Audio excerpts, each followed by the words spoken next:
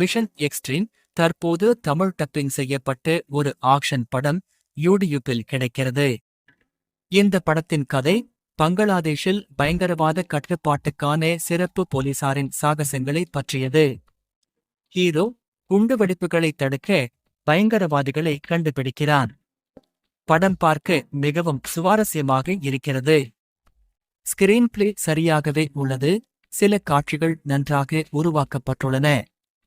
ஆனால் வெடிக்கும் விஎஃப்எக்ஸ் காட்சிகள் சிறிது குறைவாகவே இருக்கின்றன. தமிழில் டப்பிங் சராசரியாகவே உள்ளது. ஆனால் ஆக்ஷன் காட்சிகள் மிகவும் கவர்ச்சிகரமாக உள்ளன. குடும்பத்துடன் பார்க்க ஏற்ற படம். வயது வந்தோருக்கான காட்சிகள் இல்லை. எனவே குடும்ப பார்வையாளர்கள் இதை கண்டிப்பாக முயற்சிக்க வேண்டும்.